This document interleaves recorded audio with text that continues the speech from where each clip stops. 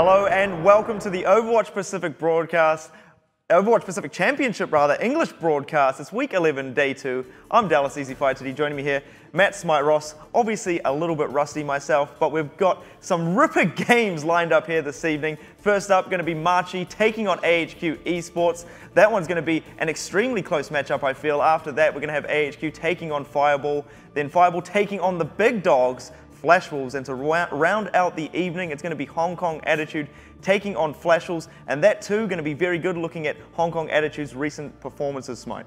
Yeah, and speaking of that as well, Machi Esports is going to be in the first matchup up against AHQ. If you look at the leaderboard right now, AHQ actually sitting at third, and they've dropped a significant amount of games compared to Blank right now. The big ones probably that, well, both Blank and AHQ actually dropped to Hong Kong Attitude, but also Blank picking up the win against AHQ has put them safely in that second place position. And well, ladies and gentlemen, we do actually have our playoff teams already selected, locked in their positions, with Flash Wolves automatically in the grand finals, and then of course Blank with the home side advantage coming up against AHQ in the semi-finals.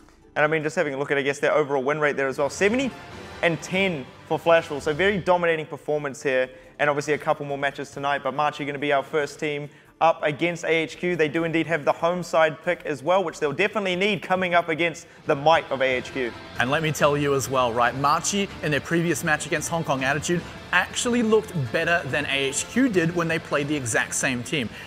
The story of AHQ in the last week or two has actually been a little bit sad to tell. They've been dropping games where perhaps in a few weeks earlier, they were actually looking really amazing. They dropped against Blank, they dropped against Hong Kong Attitude, and even though Flash Wolves have still been on a demolishing roll, they still continued that against AHQ as well. So AHQ, a team maybe a bit of a fall from grace, but luckily there's that safety net that they are still safe in that top 3, at least. I mean, like, you know, sort of to speak for them, hopefully they're just sort of taking a step back, you know, really trying to refine some strategies that weren't obviously their strong suits, because, you know, coming up against Blank, and then obviously the winner of that having to take on Flash Wolves in, you know, best of 3, best of 7s, you know, obviously a bit of a tongue twister. There are a lot of best ofs coming through. You really hope they've got a lot saved in the tank there, because, you know, this tournament's been an endurance sort of running race here. These series in the grand finals are even more of an endurance battle, considering that you play them all out at once. Exactly right. I mean, once you're done with the round robin, which by the way finishes up tomorrow night, you've just run basically a marathon over about 10 weeks, right? And then the next weekend, you run basically the same marathon, but within 1 weekend. And then if you make it through, you've got the same thing the next weekend as well. You said it yourself, an endurance test. That's exactly what's going to happen for all of these teams, but mostly these top 3 teams. Best of 3, best of 7, that can go to 21 matches, and that's not even including draws. It kind of makes me think of, you know, triathlon, you know, like you do that run, and then you got to get on the bike, and for me personally, you know, you do a 50K run, and you're like, now I've got to do like 100 Ks on a bike or something? Like, what the? I don't know what triathlons you're running. Isn't it like that? I don't know what the exact numbers are. I think it's more like a 10K run. Is it? I don't think anyone runs 50 Ks and then 100 Ks on a bike. Maybe they do. Maybe someone can prove me wrong, but that's crazy. I thought maybe I was giving these guys way too much respect. I thought that it was the title of Iron Man, but obviously the winner of this, maybe we should give them the title of Iron Team. Iron Team? Iron Men? Whatever you like to call it. In any case, though, it is a really hot matchup for this first series, right? Even though Machi are not going to be able to get into the playoffs and AHQ have already secured their spot, AHQ need to move into the playoffs looking good. And the question now is, how much do they give away in this series, right? We've talked a lot in previous weeks leading up to the playoffs that teams are going to want to start hiding some strategies and not giving away too much information. In a series where there's not a huge amount on the line except pride, you want to try maybe experimenting, seeing if something new can work, something you can bring out against Machi, because let's not forget, Machi aren't a pushover team either, right? So you do run the risk of actually dropping maps if you do try experimenting or trying to hide your true strength, trying to hide your power level. So there is the risk of that. But in any case, Machi, a very, very strong lineup. Yeah, they've definitely had some good, obvious results over the last few weeks, definitely improved immensely. But I guess the other thing as well is that AHQ, you know, have some of the strongest, I guess, individually skilled players in this tournament. And you know that there's obviously a lot of confidence for them, but looking at the Machi lineup to start us off here, known as definitely one of these sort of standout DPS players, has been very, very strong across the board for the side of Machi. Well, the fun thing about Nunez is that he's actually still sticking to a lot of Genji, where a lot of teams have actually been dropping that hero. Blank's one of them. Atar talked about how he's just moved off onto Soldier because Genji can feel just a little bit volatile at times. A lot of things can just shut you down 100%. Kiyomi is another player on Machi that has been very highly regarded by teams in the top 3, a fantastic Ana player. And the Sleep Dart Magician. Yes, the Sleep Dart Magician. That's a word for it for sure. Ressia, obviously solid support there, really good at keeping himself alive. No talk, requires no talk.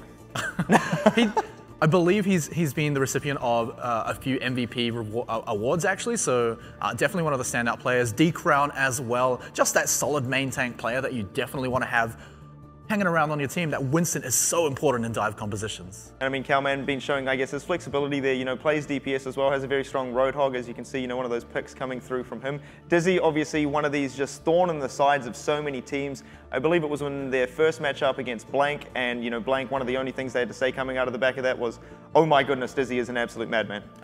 Right? And he's a madman protected by his team constantly. This guy right here, Lazy Titan, you'll see him on the Diva quite often. However, AHQ have been experimenting with triple DPS, so he may be on the Soldier instead. But when he's on Diva, Dizzy is protected a huge amount when he's playing the Soldier. But, like I said recently, triple DPS have been coming out for AHQ, which puts Dizzy on the Tracer, which has not been as impressive as players like Bacon Jack and Eat You Up. And then it's actually Lazy Titan on the Soldier We instead. saw Perez and Crappy as well. They're the two support players, very flexible as well, being able to sort of flick over to Sombra and Torbjorn in their respective rights there. Very, very strong, and I think that's one of the biggest strengths that AHQ have, is they've really worked on that flexibility of their team. And so I think that's something that they might have been practicing a lot more in these previous weeks. And when it gets to big playoff time, that's when they're really going to bust out what they're solid at and what they know. And then again as well, just jumping back to flexibility, hiding things to bring into playoffs that you're not necessarily going to reveal in this series. A best of 3, best of 7, there's a lot of matches in that. There's only so much that you can hide, right? So you might come into this series trying to hide something, but then come playoffs, right? Maybe that gets you 1 or 2 map wins with a surprise factor, and then the team works it out within the series. Because remember, I talked about how it's a bit of a marathon, right? So hiding strategies, yeah, it's good, but I've got to say, AHQ definitely need to be looking at the series to win, to start showing that they're not a team that's just been dropping games recently. They've got to be a team that can show that they're able to beat teams like Blank and Hong Kong Attitude. So AHQ's goal tonight should be to 3-0, or at the very least 3-1 against Machi. Well, Machi going to be picking Lijiang Tower for our control map here. And obviously being the fan favorite here on Control, I know you have put together a few stats of the map picks across the board of the OPC, and Lijiang being one of those, the standout control pick for most teams. Absolutely right. It's the second place, I believe, is actually Nepal, and it's not even half as much picked as Lijiang Tower right now, which is well over 50 picks by teams right now. It's by far the most popular. Machi just picking it up against AHQ. Now remember, Machi are a team that also don't have a lot to lose right now. They may not get into playoffs at all, and they just want to come in here and show that they can be a team that can win, right? They may be able to move up in the positioning, but with Hong Kong Attitude's recent performances, I think even then, it's still going to be impossible for Machi to overtake Hong Kong Attitude in the standings. So this is, again, a bit of bragging rights coming into this, and then also looking forward to the Season 2 of the OPC, where Machi need to look like a strong team, a team to be feared, a team to be respected. So coming into this, they're also going to have a goal of beating AHQ. And I'm not going to say that they need to beat them 3-1 or 3-0, but even a 3-2 would be good. But I just very, very quickly want to talk about Machi's recent performance against Hong Kong Attitude. That went to 7 games. That's right, in a best of 5, it went to 7 games, because on maps 3 and 5, it was actually a draw. That was one of the closest, most intense series I've ever seen in the OPC. Machi really made Hong Kong Attitude work for that victory. And unfortunately, the faces when they didn't pull out the win there was just devastating, right? They really had their hearts set on that victory, but it was a much better showing than AHQ had against Hong Kong Attitude. Well, moments away from getting into Lijiang Tower, the tenacity and the battlers Machi Esports taking on the might of AHQ. Obviously a very strong team from the get-go in the OPC, so really looking forward to this one. Obviously the last time that these two teams are going to meet, so this is going to be one for the books. One for the books, absolutely. I've got to say, just with, we're using the Hong Kong attitude measuring stick here, but I have got my money on Machi right now. They've had a stronger performance. AHQ have fallen from grace just a little bit. Remember, they're a team that went undefeated in the second round of the round robin. And now they've dropped 2 games against Blank, against Hong Kong Attitude. And now it's potentially against Machi, where they may drop yet another one. Well, I'm going to have to put my money here really? on AHQ. No, the bait's coming through there, but Lazy Titan back onto the safety net that is Diva. This is exactly what I want to see, right? Dizzy is such a strong soldier player. Putting Lazy Titan on his bodyguard duty is one of the best strengths for AHQ, but look at this. Maybe it's not, because Machi starting off extremely hot there, punishing AHQ's early aggression, now pushing them back across the bridge there. They've really got to work on taking down Kalman. Indeed, they get him out of there. No contest going to be coming through now for the side of AHQ as Machi get themselves the first cap very cleanly, unless AHQ speedy as heck. Well, that's the thing, right? When AHQ, with their golden composition, double hit scan, the Tracer and the Soldier, they're going up against a Genji and a Tracer. Instead, that's a lot more dive. And what happened? Machi just immediately dived, took out the Soldier, took out the Zenyatta, the 2 easiest targets for them to take out. AHQ need to have their focus on that. And indeed, the AHQ start this one off a bit nicer there, taking out Kiyomi early into this, also taking down it's going to be D-Crown on the Winston and getting kills now across the board, getting themselves into a very good position here to recap this one back. Machi not being able to defend nor get themselves past 30% on the first cap. And that's the thing, right? They lost the first fight lightly enough that they could come back in, go into another fight where ultimates are not going to be a factor. They also played a lot more safe by playing at basically the back of their own bridge, so the dive was a lot more risky for Machi to go into, who now have to assault the points, and this is where ultimates are actually going to start coming into play. Well, Kant setting himself up in a very good position, has that pulse bomb about to come online as well, as AHQ are stacking up as well. Is he going to throw it out? He doesn't even need to, as Nonez hits his Dragon Blade, picks himself up a triple there, just before Dizzy could get his tactical visor online, and this is now a disaster for AHQ as Machi get themselves right back in the thick of things. They're buying a little bit of time with that Primal Rage, and it will get them some percentage on the point, which is almost always worth it, but then you've also got to consider the risk of it, right? 1,000 hit points of ultimate charge to the enemy team, who now should be able to stabilize, because let's not forget that they also just killed all the other members. They're still throwing bodies onto the point. Yeah, that's great. They're getting progress on it, but that's also a Diva. That's 600 health points, plus 150 from the baby Diva as well. Machi, despite throwing ult into that last fight, are actually still sitting nice and even. You've really got to applaud AHQ on their contest there, really relying on the fact that they've almost got a full set of ultimates to work with, obviously after Eric had used his Primal to contest that point for a little bit longer, but now it's playing out here. It's going to all come down to Karez throwing out this Transcendence to keep AHQ alive through the fight. D-Crown going to be hitting his Primal Rage as well, actually going to be able to take out Crappy just after the Transcendence ends here. Now the tactical visor comes through from Dizzy. Can he actually find anything with it? It looks like not, as Nonez has another Dragon Blade to work with here, taking Lazy Titan out of the fight. Doesn't come up with too much, but makes AHQ scatter off the point, and Machi keep themselves in control as Eric gets taken out. Just staggered off the rest of the deaths here. Well, they might even chase. No, they're going to sit nice and tight, nice and safe. And yeah, they committed a fair few ultimates to that, specifically that Dragon Blade, but it did secure them the fight. Now AHQ, who also used a whole lot of ultimates, are facing almost an impossible task. They've only got Sound Barrier. Once that runs out, they don't really have enough damage to beat out Machi, who also have Sound Barrier. Well, Kant trying to get away from Kalman, and Kalman getting baited in right there as the Pulse Bomb lands directly onto him there. The Sound Barrier coming through there from the side of AHQ also, and it's not enough to keep them alive here, Smite. And your call about Machi looking very strong was indeed correct here, passing 96%, in control as well, and picking themselves up the kills. Lazy Titan getting himself a mech kill of his own, but it's not really going to be enough here.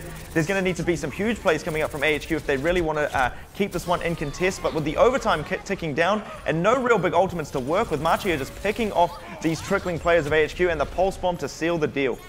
Yep, that should be overtime ticking away any second right now, because AHQ, they are just in desperation mode. Look at that, throwing a Transcendence straight onto the point, but this is huge for Machi. Another Dragon Blade now coming through from Nonez, just to clean up these last few players here, and it's all coming up Machi here. A double for Nonez, the Pulse Bomb, a little bit of saving grace here for the side of AHQ, but again, surely, as they trickle into the point, there's nothing they can do, and Machi pick themselves up the first map of Lijiang. So let's talk about a bit of the critical moments during that, which is where Machi were able to just win a fight, and even though AHQ were contesting it, well, they still held the point, right, but they'd already lost the fight. They were just trying to buy themselves more time, getting more progress on the point itself. And usually, yeah, that's a great idea. You buy out more time, you get closer to the win, that's the point of the game, right? But they were throwing a huge amount of ult charge straight over to Machi, and at that point, it was already a fight where AHQ could have stepped back and said, all right, look, we've lost this one, we can just come in, play a bit more economical for one, maybe two more pushes, and we'll definitely be ahead of Machi in ult charge. But they threw so much over to Machi that you saw during the very next fight. Nonez had another Dragon Blade already. That's 2 Dragon Blades, 2 fights in a row, and while it wasn't the biggest of deals, he was only one player on the team. Everyone else still held on to their ultimates. I think the other thing to sort of note there as well is in that first sort of fight there where, Machi get themselves the point, AHQ come back and recap, on an ultless fight there, and Nonez obviously very close to his Dragon Blade. The Pulse Bomb didn't come through and really do too much for them in that fight. It was really the Dragon Blade. They got a huge amount of mileage off the back of that. 3 kills, I think, off the back of Nonez's Dragon Blade. And I think if they sort of pulled back a little bit, even let Machi get themselves onto the cap, and they really sort of counterplayed that Dragon Blade with Dizzy's tactical visor, that would have been a completely different story. That would have changed the entire momentum of the game, but I think we saw 3 Dragon Blades coming out from Nonez. He was definitely the key to victory, I feel. Absolutely. I mean, obviously, Machi as a whole looked really strong, but Nonez just constantly having Dragon Blades during almost every single fight really sealed the deal. But this is only one map on Lijiang Tower. AHQ still have plenty of time to come back, but they have to learn from that first map. They have to. There's always that fine line that you draw in the sand where, yes, getting progress on the point is great, but throwing over so much ultimate charge is such a devastating thing to do. And if you do it as well, like, okay, that happens sometimes. You've got to recognize, look, this is a situation. We can't just go into a fight hoping to win because, of course, Machi are going to have so much ult charge. They need to recognize that and say, look, we need to play economical for a few more pushes now because we messed up. That's okay, that happens. But that's not what AHQ did. They played it like they could still win the fight. There is, yeah, exactly that. But you've got to applaud, I guess, again, the confidence coming out from this team. Anything can happen coming out through the rest of this Lijiang Tower. But the other thing as well is you've really got to applaud Machi's ability now. A lot of these teams that we've sort of talked about, especially down the bottom of the OPC, their ability to not really judge and really punish those early aggressive moves. And you saw D-Crown be the first Winston to jump in there. And Machi were just all over him, took him out instantly there, taking out really a lot of that frontline strength that AHQ had, and winning that first fight for them really set them apart. Yeah, I mean, that was definitely a great move as well, and it's just the difference between their compositions as well. When you've got a Genji instead of a soldier, you're going to have a lot more dive potential. Yeah, it's risky because the Genji is a flimsy target who can get shut down and is a lot harder to protect because his strength is his mobility, his ability to move around, dodge a whole lot of damage, and yet he wasn't punished for it at all because Dizzy was taken out almost immediately. He was the first target, and then very, very shortly, the Zenyatta was followed as well. So that's already 2 targets taken down by Flash Wolves, by Machi. So that's great, right? That's fantastic for Machi, but I've got to say that was only the first 10% of the point that they got. Because remember, AHQ did come back. They won an ultimate fight. But Nonez did get a lot of charge from that first fight, and that's obviously what let them come back into that. But we do have a very small delay here, so do bear with us. We will get back into the match as soon as the teams are ready to go. And I mean, that's something, because obviously we don't really know what's the issue on their end, but there could have been, I guess, a technical issue on the side of AHQ. I mean, you would have expected a pause coming through mid-game, but hopefully they, maybe they're just taking a timeout, taking a little bit of a break, talking some things through there. Maybe it's a bit of a tactical sort of timeout for them, because maybe they're not so happy with that first stage of Lijiang. Look, I mean, it's okay to not be happy with that first stage. That's fine, right? But as long as the team themselves are learning from it, and you've got to be able to learn within a series, right? Especially a team that's going to be going into playoffs where we talk so much about teams maybe hiding things, bringing out new things during playoffs. You need to be able to see something in the middle of a map, in the middle of a series and say, okay, look, this is something we've got to deal with now. And I'd say HQ are not necessarily facing exactly that, but a similar situation where they've got to learn from their very first map. Well, the delay was not too long at all, as we are about to get underway here onto the night markets. I do believe as well, when they started Lijiang, was Kirez on Pharah to begin with? Did they run the triple DPS to start with? No, there was definitely not a Pharah, that's for sure, but moving into night market, getting baited? maybe got baited. It wasn't an baited in the brain.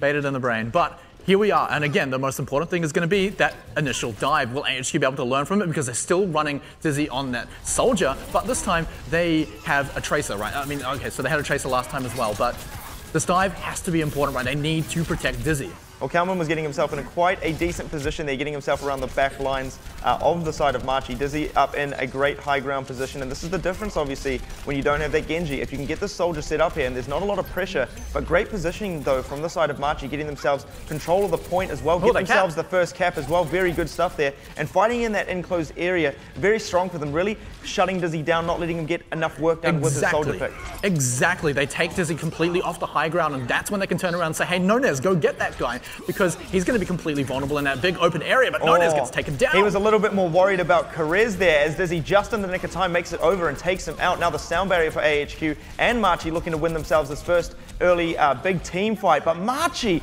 out of nowhere there when it looked like things were coming out AHQ's way. Kent in such a great position in the back lines, just going to town on the side of AHQ, and they keep themselves in control of the point.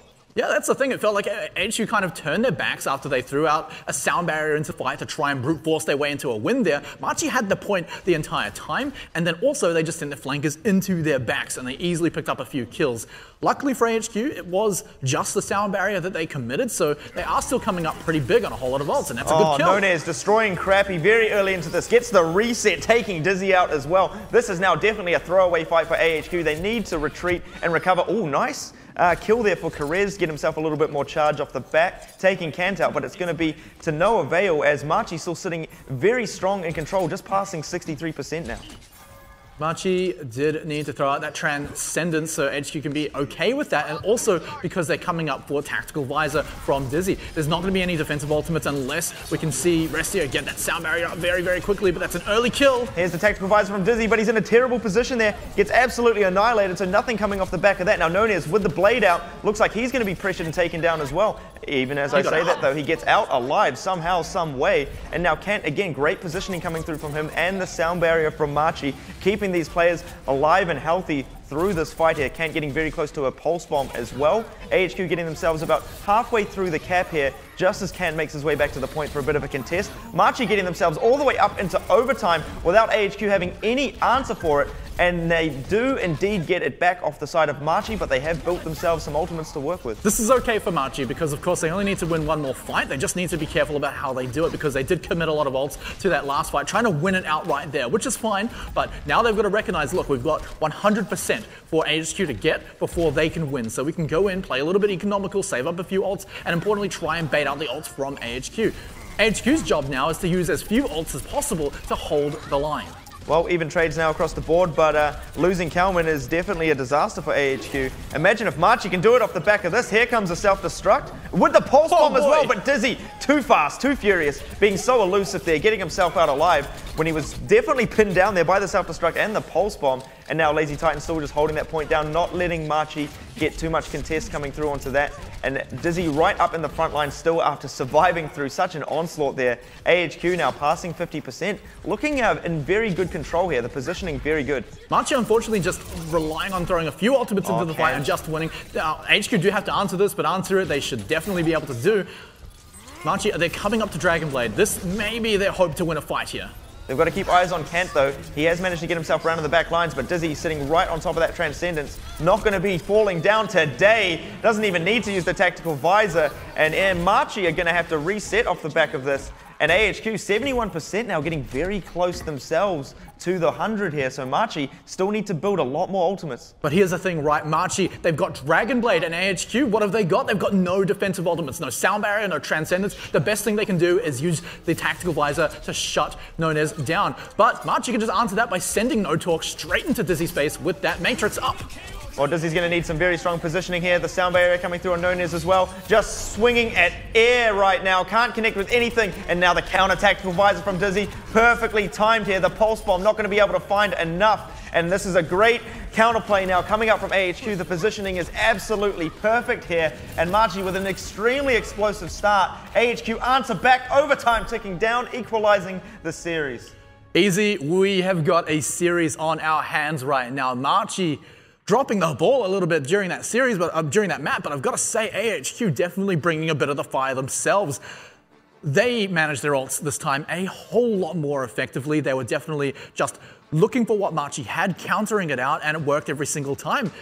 Nonez, though, I feel like he can go from 0 to 100, but also from 100 back to 0, right? You could see it during that. His Dragon Blade's not effective at all in that stage. And in fact, one of them, like you said, swinging at air, and I think maybe he caught a bit of a Diva mech in there, but didn't even get any kills with that. So, boy, he's got to bring the fire here on Control Center.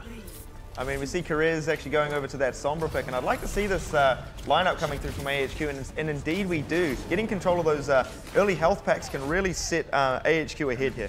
It's also interesting because Machi, they're running that double flank, which means they not only rely on health packs, but are also shut down by getting hacked themselves. You hack a Tracer, you hack a Genji, they are dead meat. They are just suddenly the easiest target to kill in the game.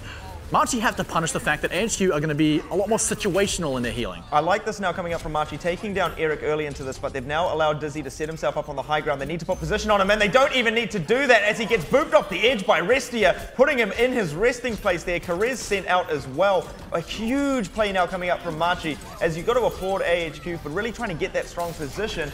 But Machi just deal with Eric as he's got no support, left down on the low ground. What a great first fight for Machi. And not to mention as well, they went straight for the healer first, which is usually a great idea anyway, but taking out Crappy means they've only got the Sombra for healing.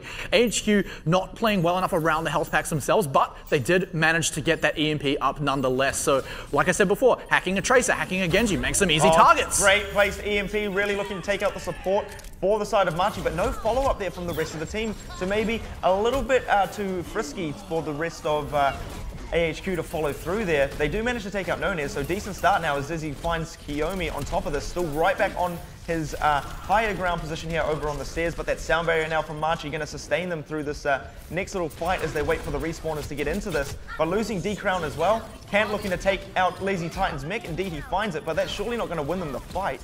Well, but they may be trying to find a win here anyway, as they are about to cap the point. They've got enough kills to go through. So despite the kind of flimsy EMP there, it does, the rest of the team managed to pick up the win anyway. So Machi maybe shut down a little bit there anyway. Nonez, he did throw out a Dragon Blade. We didn't quite see it, but I didn't see anything on the kill feed at all. So Machi, once again, Nonez, bit of that 0 to 100 play, but this time, just sitting on that 0 on the speedometer. And Kalman in a very good position as well, has managed to get himself right behind the side of Machi here.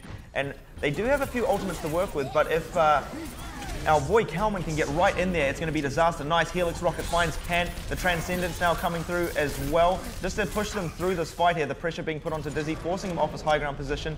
Still has that tactical visor to work with as well. Kalman with the pulse bomb. Machi are just split up left, right, and center here. Has nothing to really throw into this next fight, and AHQ going to be able to withstand the onslaught once again. Well, AHQ also are running a composition which is fantastic once it's finally entrenched. You've got Soldier, who can just sit up on the high ground and demand attention. They've also got the points, so the onus is now on Machi to dive onto them. And anytime Machi go for an engage, suddenly the EMP will come out because it's always going to be in the back pocket of AHQ. There it is. And this was looking a lot better for Machi as Kant weeded out the sneaky position from Kalman in that Tracer v Tracer battle, but not being there with the rest of his team when they desperately needed his damage there. The rest of the Machi now going to have to reset once again.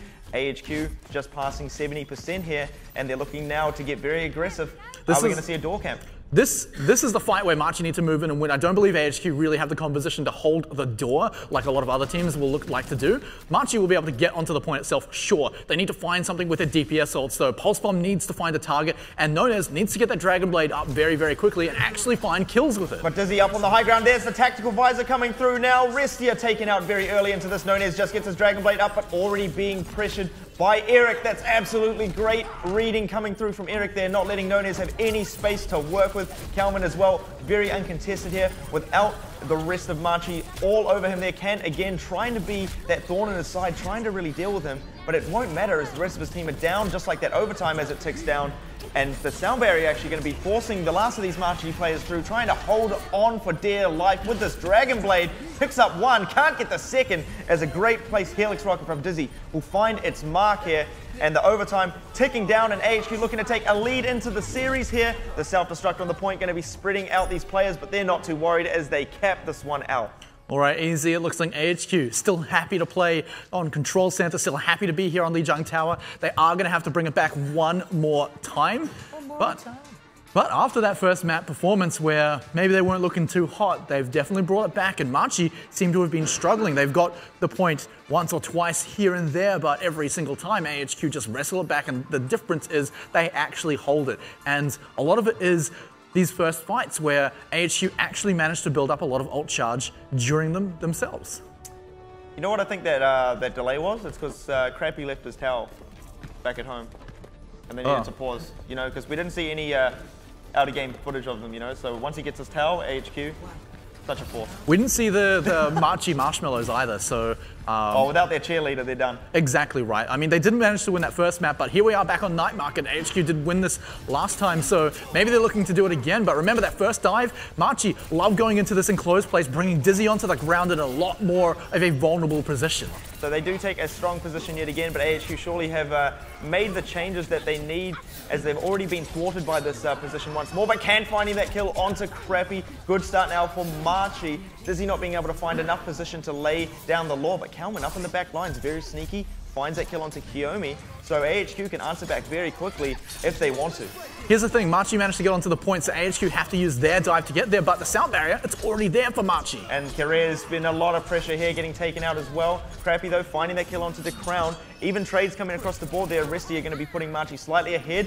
As I say that, yet again, huge shot there landed now. It's going to be from Risty, not from Risty, from Kiyomi there. And that's going to take Dizzy out with the headshot. AHQ need to pull out of the back of this, but Lazy Titan, the machine, landing that self-destruct, and it looks like AHQ might be able to do it. Out of nowhere, they're losing the DPS players, but it doesn't matter because Kalman's there to save the day. AHQ might be able to do it, but despite having an even fight at the start where neither team was really taking control, Machi still had the point. So, I mean, really, I guess they did have control. So they still got 33% of the point, and the difference is they really only committed the sound barrier and I guess a pulse bomb as well. Now they're coming up to Dragon Blade, and Nonez once more has to find value out of it. The sound barrier will be there. Machi may be looking to bait that out first. AHQ have been using the sound barrier a little more proactively, so perhaps Machi can try and bring that out. Yeah, he's going to need to get the cheese grater out in great fashion here, and definitely find a little bit more than thin air with the Dragon Blade coming into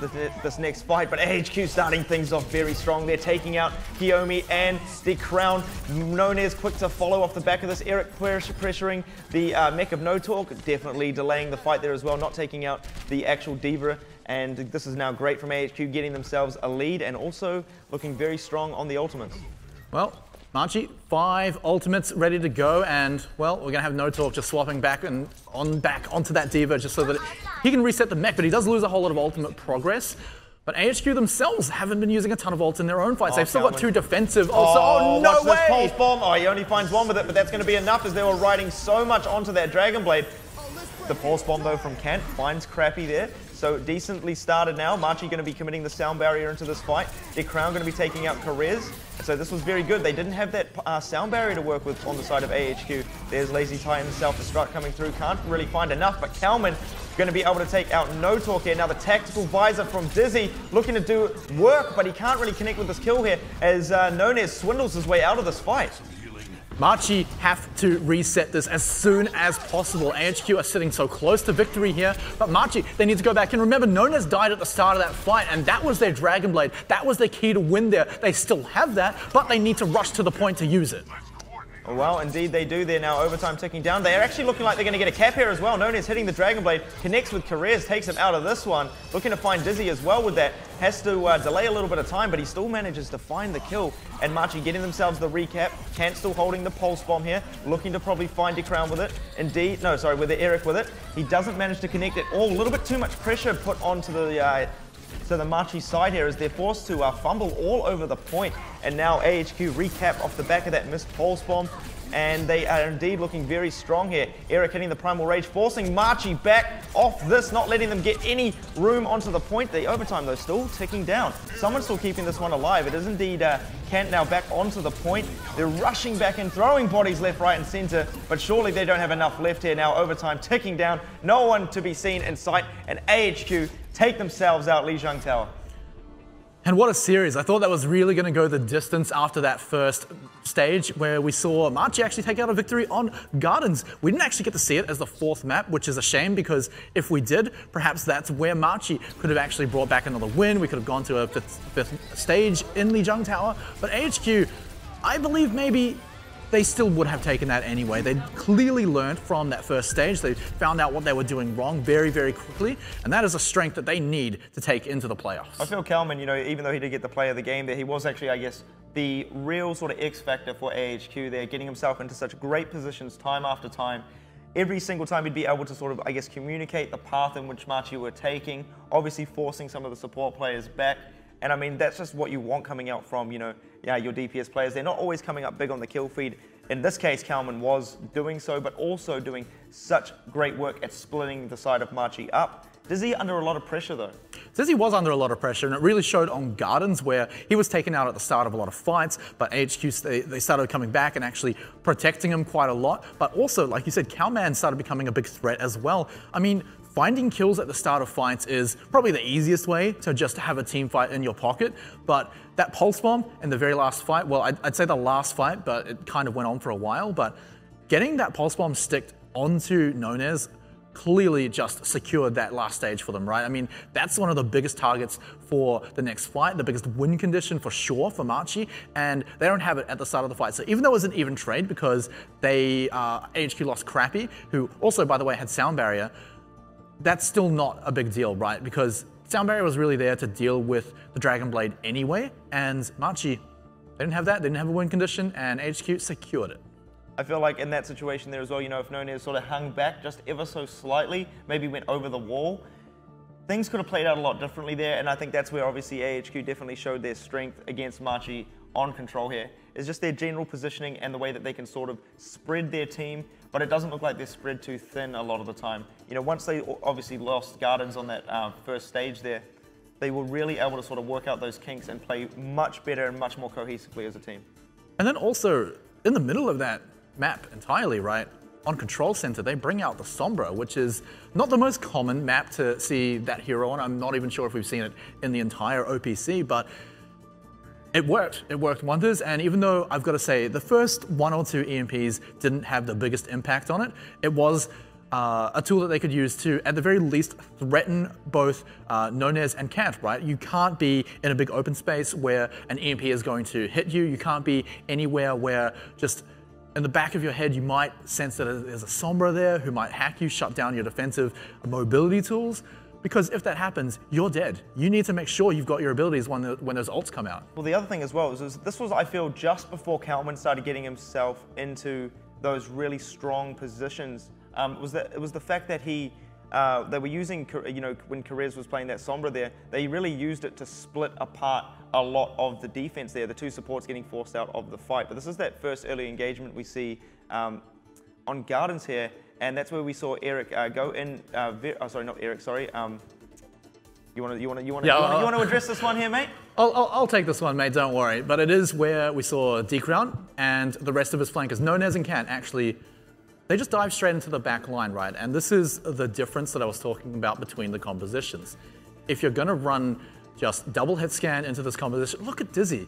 His health bar was on about 25%. The second he took any damage, right? And it was a very, very easy follow-up. And it's something that it is telegraphed, even though he lost so much health straight away. You see a Winston jumping straight at you. You need to be ready to shut that down.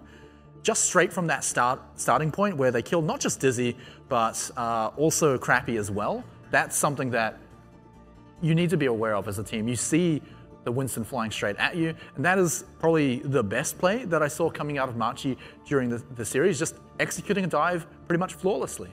I mean, I guess that's the, but that's the thing about, you know, this entire tournament as a whole is, can you do it again? Can you do it again? Can you do it again? And AHQ obviously being far better at adapting to the situation here. And I mean, the players, I've got to say again, you know, Dizzy under that, there was that one play, I believe it was on Night Markets as well, where he gets pulse bombed and he gets a self-destruct thrown at him as well. Somehow manages to swindle his way out of that one. So absolutely crucial there. But now AHQ going to have the pick as we go into hybrid there. So it's going to be interesting to see obviously what they go with there. Are they going to pick something that's strong? Are they looking to sort of 3-0 the series now coming off the Control Center win? or are they going to be looking to practice something that they're not particularly confident on?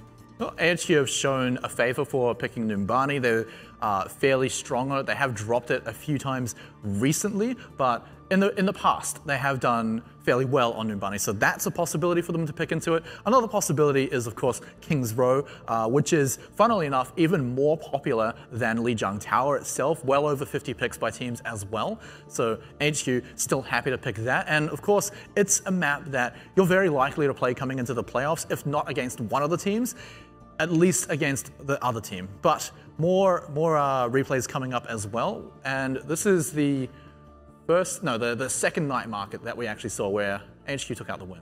Yeah, Machi, you see, going for that strong position onto the point, really forcing Dizzy off the high ground, and DCR1, it was actually in quite a strong position there to keep himself alive through that engagement as he can retreat. This is where I like Machi's thinking, though. They are always the first team to get to the point, and they know that they can do that because going up against Soldier, he has to be in position, otherwise he just gets dived.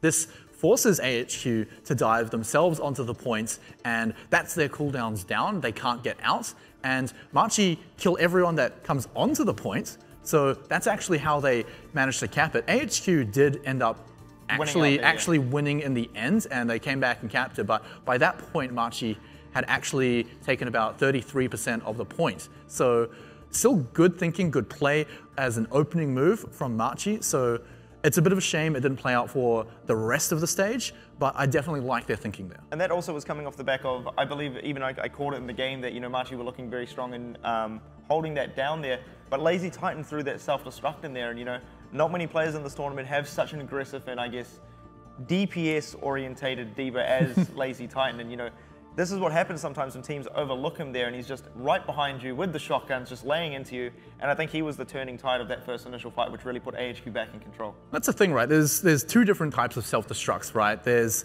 the one that you'll see most commonly, which is the buy one, get one free mech card that people will play. They'll throw out the ult simply as they die or they're dying, just to get another 600 health points, survive on the point a whole lot longer, get that defense matrix going for even longer.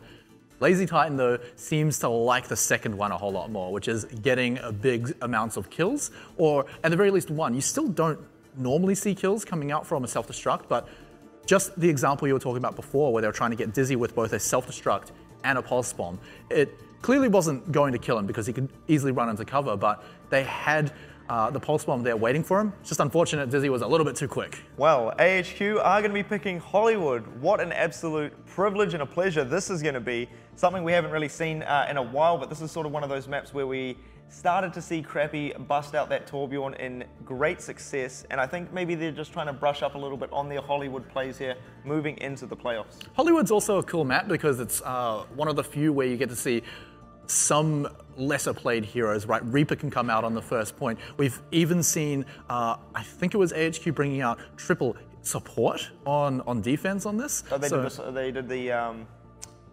Symmetra? In the early days? I thought we saw a double build comp? I think that was a very, very long time ago if it happened. But no, like in this tournament. Maybe. Was it in this tournament? I don't think so. I think that was back in Summer Series there, Dallas. Was it? Maybe. Maybe. We'll look it up later, and I'll let you know. We'll look it up during the break, but in this series specifically, and more importantly, more recently, is that it's more triple healer. Symmetra's not coming into it. AHQ, I believe it's AHQ, have played triple healer on defense here. It does throw a bit of a spanner into the works for teams who haven't played against it before, but I mean, look, Machi have had plenty of time to actually watch those VODs, make sure they've got all the research down on how to beat it, because Blank have beaten it, Hong Kong Attitude have beaten it, so why can't Machi? I guess the other thing as well is that maybe Machi were not fully expecting a Hollywood pickup coming through there, maybe expecting AHQ to go with a solid sort of King's Row, as we've sort of usually seen teams busting out here. But will be interesting to see, obviously, if Machi are prepared. I see a Torbjorn, so I'm going to say that it is indeed AHQ on defense. It's also, yeah, we're not Pixie Avril, unfortunately. That's us right there. But my moustache is feeling extremely luscious today, though. And I'll be hitting the gym later. But coming into Hollywood, right? It's also fun stats again coming out from Smite is that, oh my goodness, it's the dance party. fun stats, Hollywood, second least picked hybrid map, but only by 1 map, which Eichenwald falling just short. I think it's 9 picks to 10 picks for Hollywood, something really close like that. But in any case, you don't see this map a whole lot coming out from teams right now. So, like I said, it also brings out some unique compositions. Not quite as unique as Machi are trolling with us in that spawn room there, but AHQ are going a lot more standard on their very first defense there, just running the double hit scan. What? It's not as tall as you think it was, mate. There, as Machi are going...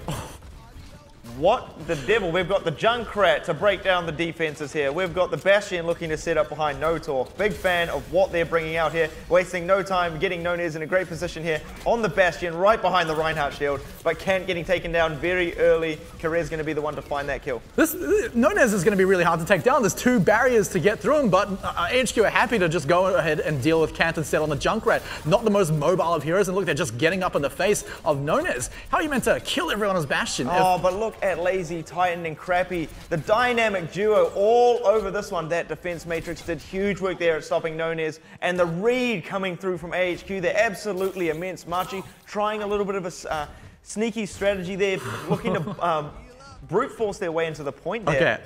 We can settle down. We can settle down. They've swapped back to a lot more standard. This is what we saw coming out on Lijiang Tower, except they've swapped out Kiyomi onto the Ana as well. I'm a big fan of his Ana play as well. Like you said, the Sleep Dart Magician, but they've lost about a minute. They've handed over a lot of op charge over to AHQ, who should be sitting nice and easy right now. AHQ may be able to first hold here on Hollywood. Yeah, there comes the Pulse Bomb, finds the mark there onto Restia, taking him out early into this fight.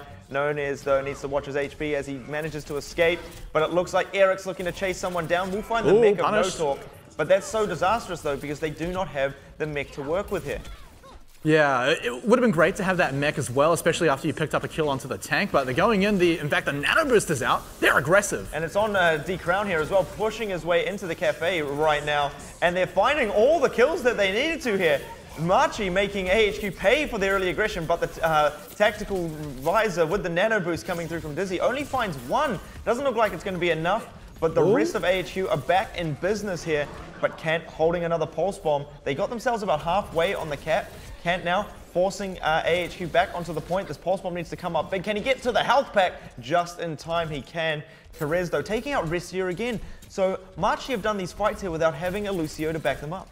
Well, that's also pretty good for Machi as well, because in AHQ's desperate defense, they did come back in with a nano visor, so that's now off the table. Machi can come in and punish that. They've got Pulse Bomb, or, you know, they would if they had Kant alive, but they can just wait for him to come back up anyway. And more importantly is that Nonez has that Dragon Blade. If it can come up big, it's going to be fantastic. Dizzy is going to have his guard up coming into this, because he will be the very first target that Nonez goes for, and Defense Matrix cannot stop that Dragon Blade. Well, Kalman will have the Pulse Bomb. They do have the Nano Boost as well, looking like they could probably throw that out onto Eric or Lazy Titan if needed. Crappy going to have the Sound Barrier to work with as well, so AHQ still have some tools to work with on the defense. Oh, here it comes. Nonez, they're stacked up in the cafe. Can he manage to land any of these hits, though? Manages to find Karez, so decent start there, but they already lose their own Ana as Eric jumps straight on top of him, and now Nonez looking to keep himself alive, but too much pressure put onto him there. Machi losing their 2 DPS already into this, going to be needing to fall back there. AHQ very decisive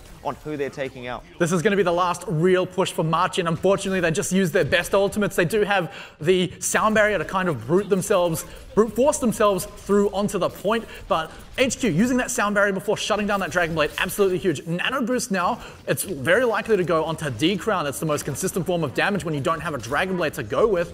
So here it comes. That should be a Nano Boost on him. Yeah, D-Crown does manage to find his way up there. It's going to be the Nano Boost onto Kent, either misplaced or they're trying to get the Tracer to do the damage here, but Crappy not being taken down. Huge Sleep Dart being landed there by Karez, and then all over him. Kent sent back to the spawn there, self-destruct on the point just to buy themselves a little bit more time.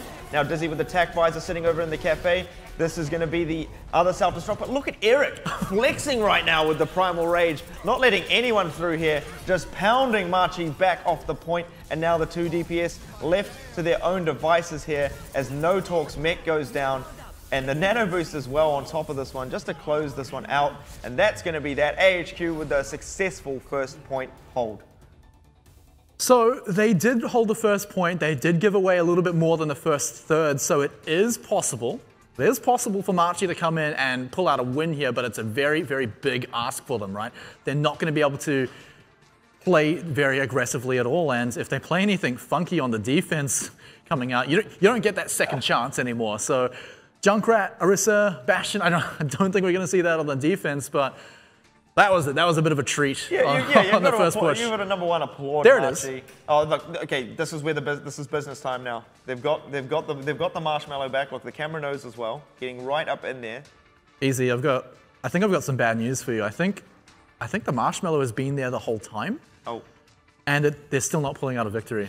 Not even with their magical composition of Junkrat, Bastion, and Orisa on attack. But I have a feeling that it's actually Machi just having a little bit of fun on their first push. But at the very least, we can see that they are happy to go back, starting to play serious after that first push not quite working out. The surprise factor is always fun if it does end up being successful. But the fact of the matter is it just set AHQ so far ahead, and it's also not a composition where you're running two low health DPS characters like Genji and Tracer. Bastion himself actually has a fair amount of health, and that's more ultimate charge that you're throwing over to the enemy team. You lose both your tanks as well, because remember, Machi had basically everyone die in that fight, so AHQ was set so far ahead. The other thing as well is AHQ, such a very strong team at making these decisions on the fly there. You know, they sort of caught that composition out. It looked like Machi were almost able to pick themselves up an early kill into that, but AHQ just fall back into the cafe. Don't give any room for Nonez on the Bastion to really find any lines of sight. And then once they manage to get Lazy Titan all over him with the defense matrix, they just push their way in and decimate that very sneaky attack from Machi. But let's see what they can bring on the defense. All right, AHQ almost trolling me there with that Hanzo, but of course just going up for the scouting arrow instead. Machi though will be bringing that triple healer, so it's going to be a lot of pressure onto Kant to get all of the damage done. I mean, yes, tanks do a little bit of damage, but Kant is going to be the majority of that, and already AHQ are in the backlines. Right up into the cafe once again. Restia are actually going to be making these players pay here, and they're all grouped up together, and it's not an issue right now for Machi. Kant going to be right now trying to pressure out Dizzy on the Tracer, so Dizzy not being much help in this first engagement here as Machi hold this one down. Yeah, I mean, you've got to remember when you're diving into a team like this that they do have a significant amount of healing, but they also have a significant way to shut you down. You've got Discord Orb, you've also got the Biotic Grenade, so that's already one target that is sentenced to death if both of those abilities hit, and let's not even consider what Sleep Dart can do to the dive, so AHQ have to be very careful in how they dive into this, baiting out certain abilities, trying to dodge them, trying to wait for their cooldowns, so you cannot just rush in like AHQ did, but AHQ are a team that have shown that they can learn, and they're going to approach this differently. Well, they switch careers from Zarya now on to the Ana, but the nano boost already coming through from Nonez here, not too sure who he's placed it on. It is going to be Deep Crown actually, just looking to get himself up that Primal Rage. Just looking to play safe there, having that in case they do drop this next fight. Dizzy now will be part of this fight as he has a Pulse Bomb as well. Throws it out, picks himself up a huge double onto the two supports there of the side of Machi. Somehow, some way, looks like No Talk was trying to eat that one up, but didn't really connect here. And AHQ, so far, so furious, right into this. Coming off the back of Dizzy's Pulse Bomb, the Dragon Blade from Kalman. Machi trying to hold on for dear life here. There's a nano boost as well to seal the deal.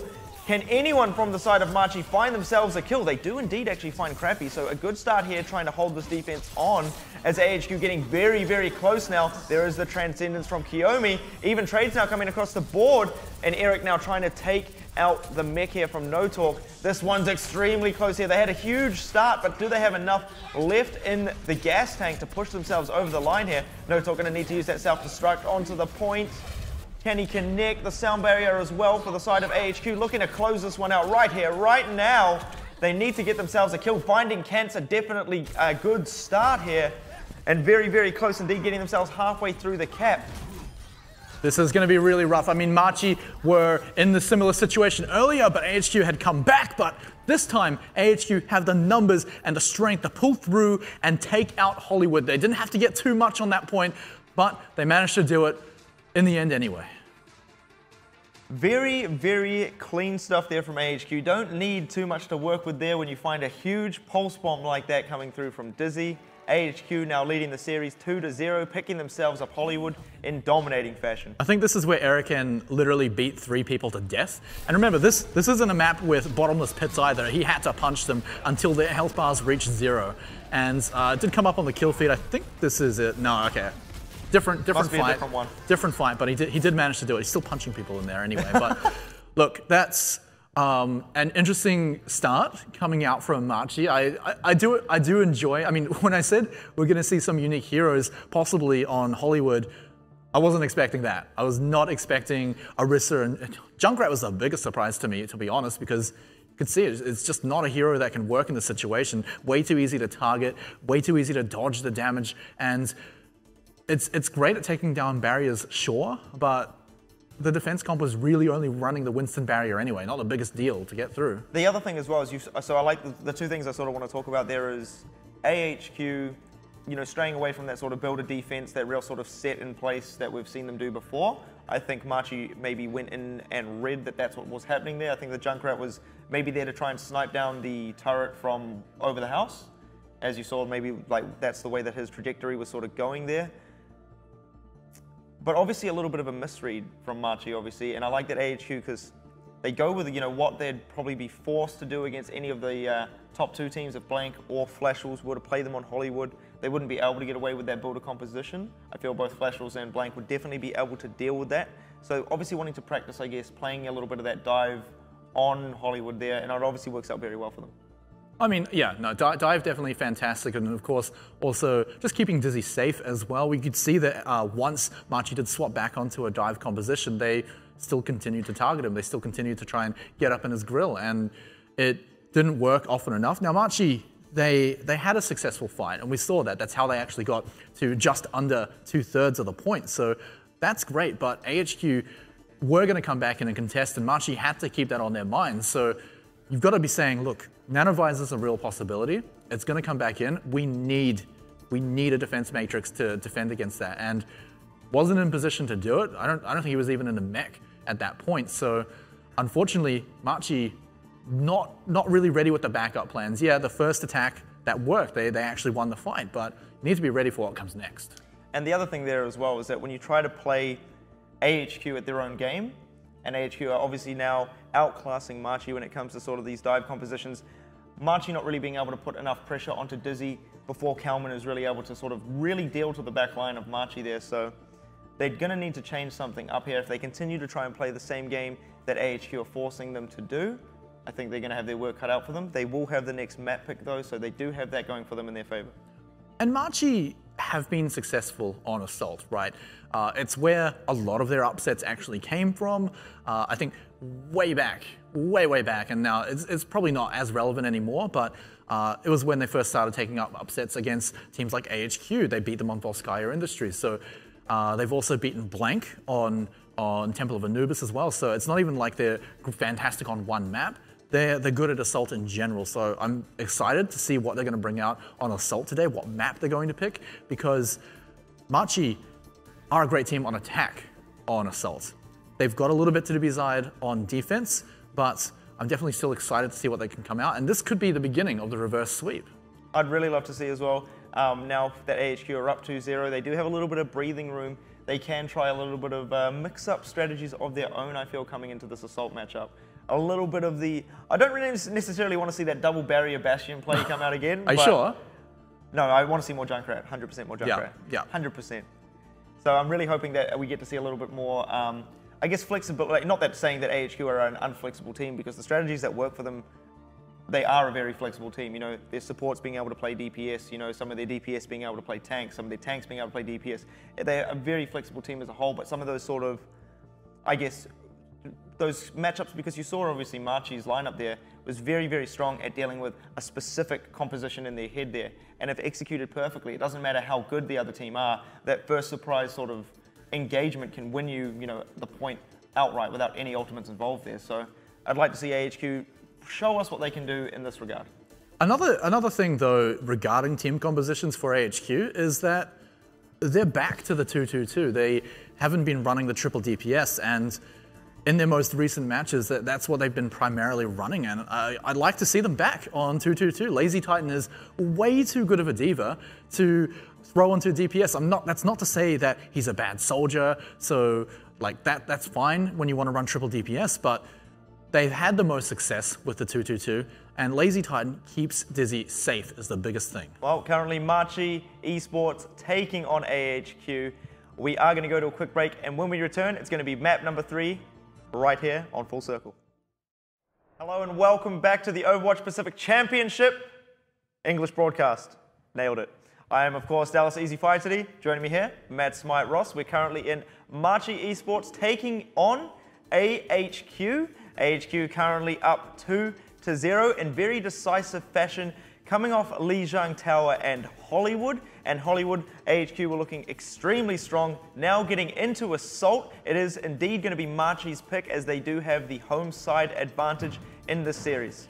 Things look like they could have been a little bit more even on control, but coming into this replay here for the hybrid, if you didn't see it, you're in for a bit of a treat, because Machi ran a very interesting composition. They tried to get Nonez set up on the Bastion in this position here, which is, I mean, you've got a lot of barriers, and in fact, they're surrounding him from all sides there, but it doesn't matter because you can see Lazy Titan just gets all inside the barrier set up and then also pushes everyone around. And this is also where things go a little bit downwards for Machi here, because they're all pushed back into this tunnel. There's 0% chance of escape, and they lose the fight entirely. And that's the biggest takeaway from it, is that cool, you're trying something new, that's all right, but you're going to pay for it heavily, because that was about 5 or 6 people dying in that team fight, and not a single person died on AHQ. I mean, the thing was as well is they lose the Junkrat very early into that engagement, so it would have been nice to see if anything went differently if they did have Junkrat up there, because obviously, you know, as AHQ do converge on them and do stack up there, the Junkrat could have been very strong in that situation there, but still I don't feel, obviously, you know, coming up against AHQ, I mentioned it before the break, AHQ is just such a smart and strong team, especially on the fly. A lot of these sort of mix-up decisions don't really work, you know, against the side of AHQ. You've really got to be able to outplay them. Can't surprise them. Yeah, exactly that. They're just so strong when it comes to sort of making these decisions on the fly, and I feel that comes from all of their players just being such a strong, having such a strong hero pool, being able to, like, you know, have your tanks play DPS, etc., etc. But Machi going to be taking us back to Anubis, and they have had some very strong showings on Anubis Smite, as you were mentioning. Yeah, I'm happy to see them go back to Anubis as well, and this is where we can actually see Nonez shine a little bit more. He has been known to play the Widowmaker, which is something that teams will bring out on Anubis, but also if he sticks to the Genji, which at the very least should come out on the second point, is something that can absolutely clean up a team, because you get those resets going, suddenly you start shutting down the enemy team, and also getting a big team wipe very, very quickly is how you take that second point on almost every Assault map. The one thing he's going to have to worry about is that Sombra when it comes out. EMP, very easy to hit a Genji with, and even when it's not up, you've always got to be constantly looking over your shoulder for that Sombra. You get hacked as Genji, you are dead. The other thing as well is Lazy Titan, you know, if they do take him off the Diva here, that is, I think, the chance that Machi do have to get themselves a very strong sort of first point hold if they do opt for defense first here, because we've seen Lazy Titan obviously go on to the Widowmaker himself, and I feel that when AHQ don't have his Diva, they are definitely at a weakness. So when they don't have Lazy Titan on the Diva, right, the biggest window of weakness is that there's no defense matrix, but the compositions that Machi run don't usually involve Soldier. They have Nonez on the Genji instead. Diva is, when there's no Diva, right, you punish that by having a Soldier who's very strong and suddenly very hard to shut down when Tactical Visor comes out. But because they don't run that, AHQ actually have the flexibility to throw Lazy Titan onto something else. So it's something that Machi are going to find difficult to punish, but currently they're still not even able to punish the fact that HQ have been running basically the same comp the entire time. Protect the Dizzy, keep Lazy Titan on the Diva, shut everyone down. Well, moments away now from getting into Temple of Anubis. Map number 3 between AHQ taking on Machi Esports. AHQ leading 2-0. Machi trying to hold on and keep the series alive here. What are these sort of keys for success? What are Machi really going to be looking for coming into Anubis? coming into Anubis, it's going to be shutting down Dizzy. There's almost no question. He should be on that soldier, at the very least on defense. Like you said, you know, Widowmaker may be an option for AHQ on attack, but we'll talk about that if it comes up. But right now, Machi's eyes have definitely got to be set first on Dizzy, of course, but second is if they are running Nonez on that Genji, which, once more, I expect it to come out on both defense and also attack, unless they're throwing some Widowmaker shenanigans into that instead. So these Dragon Blades, once more, have to be big, and I've said this on Hollywood, I said this on Lijiang Tower. It's just been way too inconsistent for Nonez, and in fact, almost more consistently on the getting nothing with the Dragon Blade. I think he's had maybe 2 great Dragon Blades this entire series. I mean, there is that sort of counter argument there as well, you know, using the Dragon Blade, buying them some time, really sort of forcing AHQ to split themselves apart. That is where, you know, if the rest of the team are aware of it and Kant is there to sort of pick up those players as they sort of split themselves apart for the Dragon Blade, that's where it can sort of play into their strengths there, but it needs some very strong communication coming out from Machi. But Lazy Titan bringing out the Widow. He's on the Widow, and not just any Widow. It's a Widow linked up with the blue beam as well, powered up, and it's a little bit of the pharmacy situation as well. You dive the Widow, suddenly you've got to deal with the fact that there's a Mercy there pocketing them too. But it also has the weakness of that Mercy is almost exclusively going to be powering up Lazy Titan. So it's something, again, that Machi can punish with a bit of the lack of healing coming out from Justice and Yara. Nonez, though, almost getting taken out early into this. And now very good positioning coming through from Lazy Titan, looking to get this early pick to start the fight with a little bit of fire here, looking for that headshot. And now beautiful work here from AHQ in these early sort of pushes coming through, really being able to work out the positioning of the side of Machi, making those calls, letting Lazy Titan get himself into a good position. Here's the thing though, because of AHQ, they're running the Widowmaker with the Mercy, they don't actually have the numbers to flush out the defending team. That's what we want to do with the Widowmaker, force the enemy team to go into a position where they're clearly just going to get headshot. But with only 4 people, they don't have the numbers. Needs to get himself away. He can't get himself out of this one as D-Crown all over him there as the Winston picks himself up. A very vital kill into this engagement here. And Machi, though, looking pretty good now. And Machi as well, the big thing about them is that they're not getting flushed out. They're not getting bullied around by a team that is trying to get them into the position. They will have the infrasight this time, so anyone peeking their head out will get shot down by Lazy Titan. Dizzy right on the point there, almost dropping down to 0, but keeps himself alive as Crappy on the Mercy going to be there just to keep himself up through there. Now the nano boost onto D-Crown, managing to keep himself alive on top of this here. Dizzy going to be throwing out the pulse bomb. Can he come up with anything with this? No, he can't. And now Nonez dropping himself to 60 there. Oh my goodness, he's on 1 health there, but just in the nick of time, the biotic grenade finds its mark. Now the Dragon Blade coming through, looking to take out these linked players here, manages to find Crappy first, so that's the important one. Looking to finish off the Widowmaker, that is Lazy Titan as well. Lazy Titan almost picking that kill up there, but Nonez will escape with 6 HP, and Machi just cleaning up now the Zenyatta off the back of this. They do get themselves a tiny little bit of the cap, but it's surely not going to be enough at all. And Machi doing a very good job at not opening themselves up. Oh, the snaky kill there from Nonez, getting himself a little bit of extra bonus charge, finding that kill onto Eric as he tries to escape. And the composition that AHQ are running as well takes a lot of time to set up as well. They've got to move in and, like I said, flush out the enemy team so that they get picked off by Lazy Titan, who, by the way, is now swapped onto the Diva. They're still keeping the Mercy because, of course, the Resurrect's alive. So a bit suboptimal just simply to keep just for that Resurrect, but it's a big tool, a big thing that they're going to need in this fight. AHQ, they've got the Dragon Blade. Once more, Countman, a lot of pressure onto him. Oh, look at this. He's right up behind Kiyomi, manages to keep himself alive through that. Very easily done. Great reflect now. Doesn't even need to hit the Dragon Blade. AHQ with an absolutely flawless offense here. I believe Karez used his Transcendence up on the higher ground there. But Kalman, what an absolute machine. Yeah, I mean, AHQ flawless offense, more like Kalman flawless offense there. He just demolished him. That deflect as well, really, really punished there because he not only got the sleep dart, but the biotic grenade as well. That biotic grenade should never have come out because you've already seen your sleep dart deflected. That shouldn't have happened. But now, the big thing, you said it yourself. No Dragon Blade needed to be used, so we can take this into the second point. This can be their snowball because, of course, with Machi on the defense, they're running that Sombra. There's no EMP ready just yet.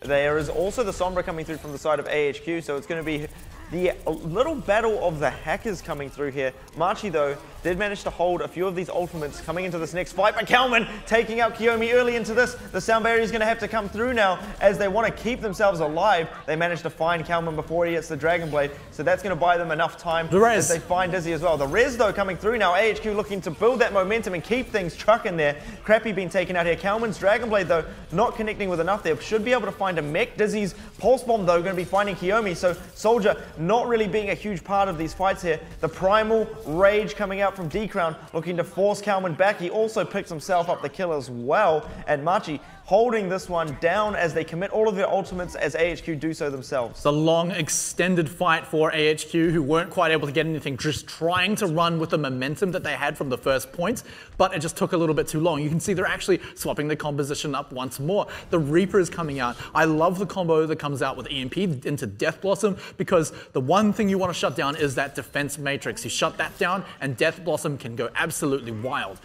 The annoying thing, though, is that, of course, the defense is running out. Well, there it is. The EMP coming through very early here, just looking like they want to win this fight on pure left clicks and damage alone there. Now, Dizzy needs to come up large here, needs to find these kills, getting very close to his Pulse Bomb, as Lazy Titan up on the point, going to town there with the Roadhog, picking himself up a couple. There is a few trades for the side of Machi, which is surely going to be enough here. Can Dizzy, though, really force these players back into the spawn and not let them get out and contest the point? They are getting themselves a decent amount of cap, have made themselves all the way to halfway, but now Lazy Titan doesn't have many teammates, getting forced back off the point. None is there as well to help clean things up. The tactical visor actually being committed from Kiyomi here, so maybe a little bit too much. But that's good for AHQ, of course, because forcing out an ultimate in a desperate defense, yeah, they didn't get the point, but of course they got 1/3, and that's good enough for AHQ right now, who weren't even running into that with a huge amount of ultimates, right? They had just swapped up their composition. They'd just basically gone into an ultless fight for themselves, of course, and still managed to bait out ultimates, still managed to cap 1/3,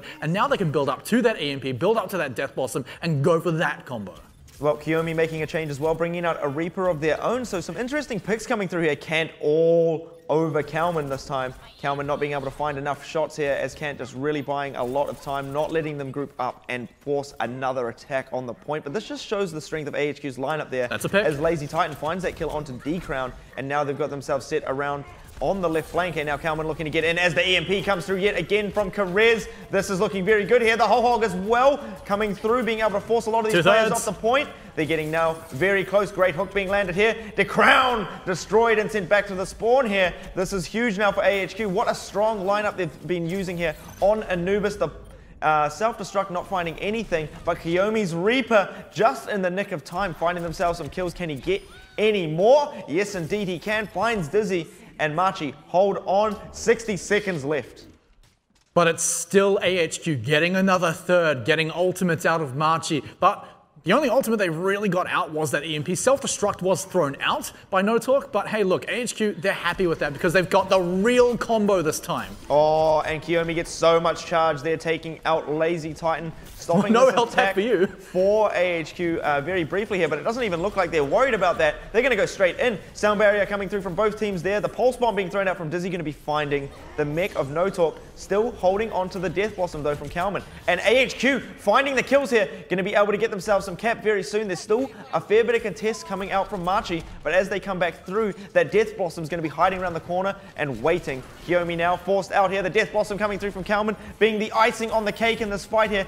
Probably could have held on just a little bit longer, but they want to end this now. They only need the left clicks here from Kalman to take out the Crown. They find it here, getting very close to a full cap out. Overtime, though, is indeed in effect here, ticking down. They have the ultimate. See you later. That Death Blossom hugely played there by Eric, managing to force him off the point. Still 3 players left in contest.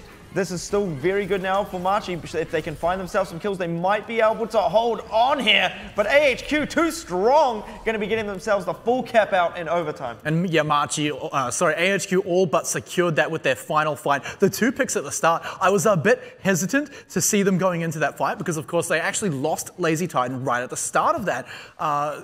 Just taken down by the Reaper immediately. So they actually went into that with 5 people, but they found the picks. Instead of just waiting 30 seconds, somehow it did manage to work out for them, but the big thing is as well, they only needed to get 1/3 of the points because they'd already capped 2/3 in 2 separate fights where they weren't really committing too much. And I talked about their game plan of just going in with that EMP and Death Blossom. So huge, but that didn't even need to be their plan, right? They were winning without it. They were able to just hold on to Death Blossom to, like you said, just secure the point after they'd already taken it. The other thing to note there as well is that are Machi forcing out a very viable strategy from AHQ in this situation? Are AHQ using something that you would consider to be strong that could really topple the likes of Blank or Flash Wolves there?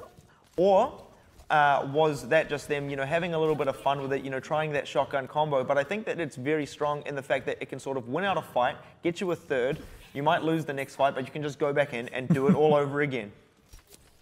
May the wall. It's like the cinematic with the Sombra. Did you get it? Because that was Reaper. There's way too much May trolling in this. In this tournament as a whole, I've seen way too much. But back to your question, right? Is this something that AHQ might bring out in a playoffs match, in a match that may be more serious? My answer, very likely to be yes. I'd say this is definitely something that they at the very least consider, and maybe it's one of the few compositions that they can run, but it's definitely something that they may bring out. Well, interesting sort of defense coming out from the side of AHQ. They do bring out the Torbjorn here. Now, this is where Machi, I think that they've done their research. I think their first composition they had on Hollywood was ready for a Torbjorn. They might be ready yet again. If Kent can get himself a lot of health packs there, Machi might be able to sustain their way through this. And they already take the turret out, so they know that there's the Torbjorn. Well, that's a fairly decent start as well, but Machi with a full force of 6 members, and as well as hacking this health pack room, if he ever gets the hack off itself, in fact, forced out as well, so Machi gonna have to back off, but this is AHQ recognizing, hey, look, there's a Sombra, they clearly want that room, let's just force them out. And AHQ, this is the what I was talking about before, that on the fly, they're able to make such strong decisions. They never really fall into, I guess, a disadvantageous sort of positioning there. They never get forced to play the other team's game, and they're showcasing that perfectly right now on Temple of Anubis.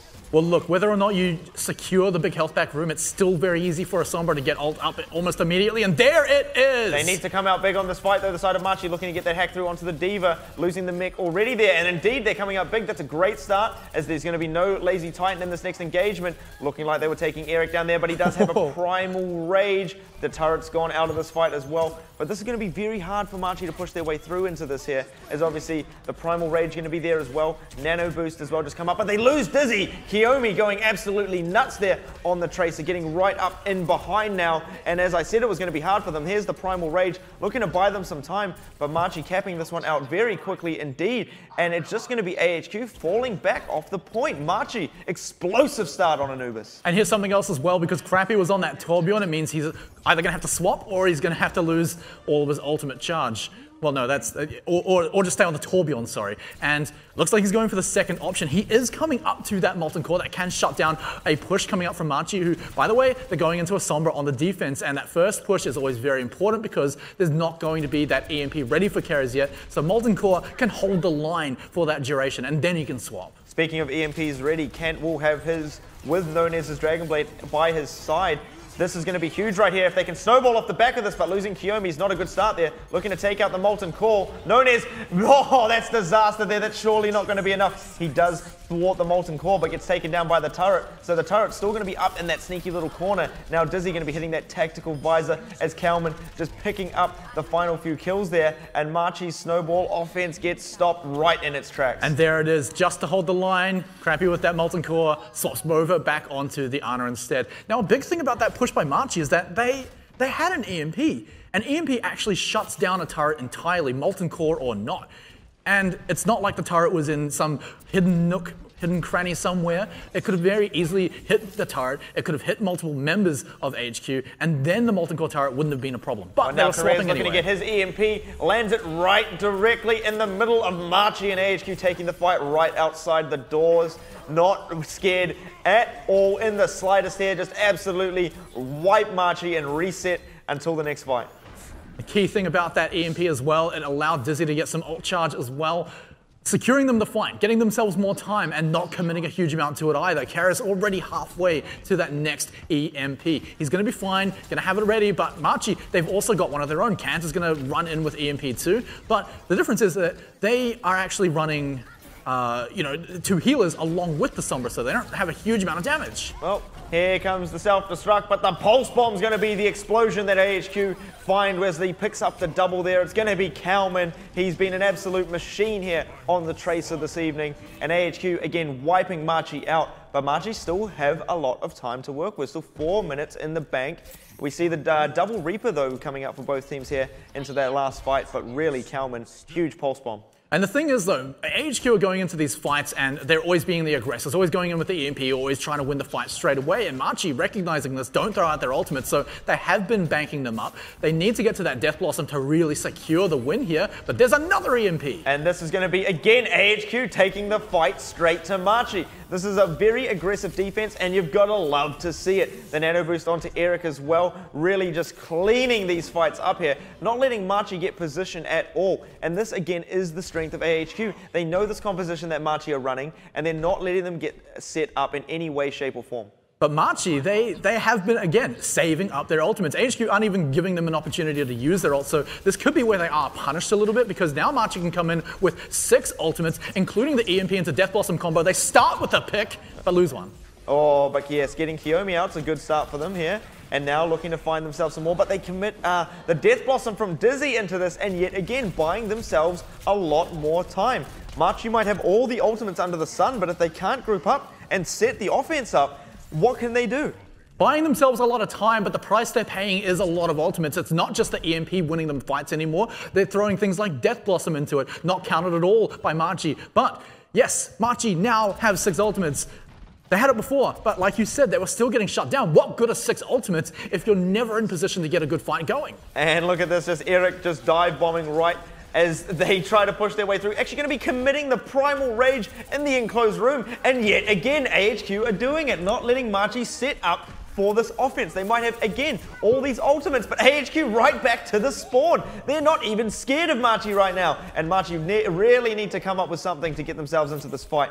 No Talk also committed his self-destruct there as well. Well, I mean, it's the choice between waiting the entire duration of D.Va getting back into a mech or swapping anyway. So really, that was his only option because, like you said, AHQ have bought so much time. Machi have just over a minute to go in. This is the fight that they want to win. Oh, and Carrer's right in a very good position to land yet another one. He's looking to drop that EMP, and drop it he does. Machi, though, do find a kill onto Eric, so this is the best showing they've had yet. There comes the sound barrier, but look at that self-destruct from Lazy Titan. The Pulse Bomb as well, the explosions from AHQ. Always on point there, picking up surely enough, not letting Machi get themselves enough cap to even hit the first checkpoint. That's the big thing, right? Not even a single third. And that was the fight that Machi finally had an opportunity to use some ultimates. And they still, like you said, didn't even manage to get 1/3. Now they don't even have the big advantage of, hey, look, we've got 6 ultimates. We can just brute force our way into a win anymore. But AHQ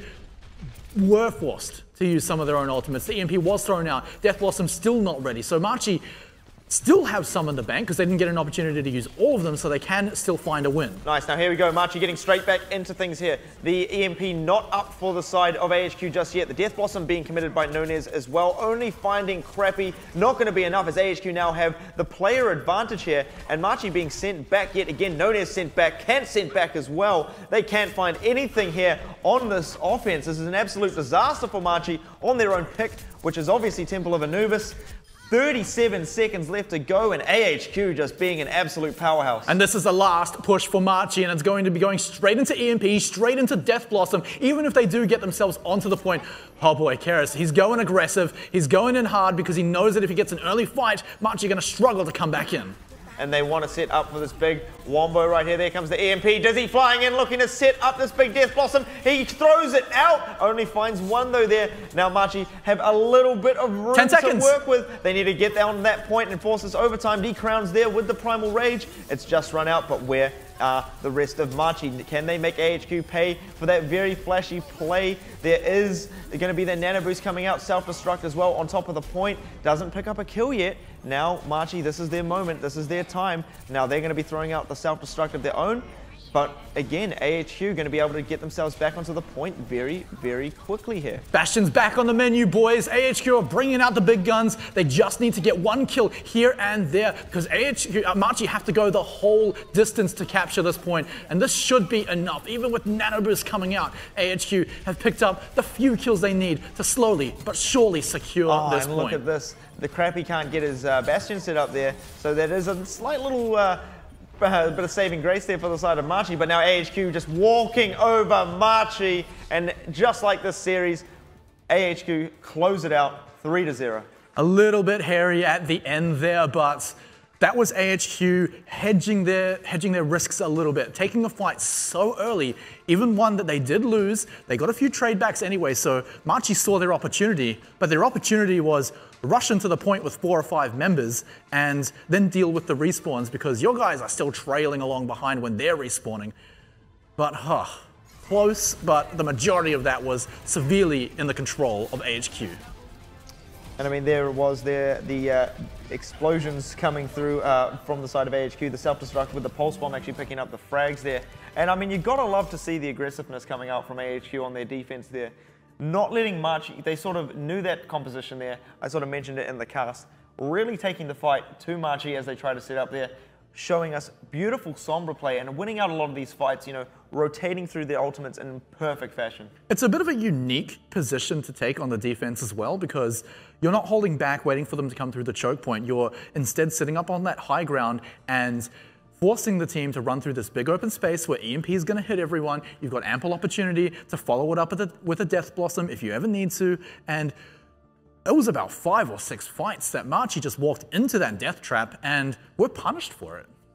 And just looking at how that sort of stacks up on the overall standings there, AHQ sitting 20-7, still very safe in 3rd place. Nothing going to be able to knock them down from that. Machi now on a 50% win rate, almost actually bang on 50%, 14-14 and also 49-48 for maps 4 and maps against. So Machi are a team. A good half the time. Machi, that was also Machi's last match as well. They've now played 28 matches, and Machi are a team that have had a pretty fantastic story, I've got to say, right? They came in the first round robin, and they were 6th place. They were not looking too hot. There was some potential in there, and we saw that potential when we came into the 2nd round robin. They just surprised everyone. They beat Hong Kong Attitude, they beat Flash Wolves of all teams, and then suddenly soared up the rankings, and suddenly they were challenging 4th, and at one point we thought maybe they could climb their way up to 3rd, but slowly that fell away. AHQ, they're a team in the top 3 for a reason. Most definitely, and Hong Kong Attitude, obviously, you know, one of those teams that was, I guess, Machi's main sort of competition there, and Hong Kong Attitude, when it looked like they were falling off form very slightly, made very, very big improvements and got better a lot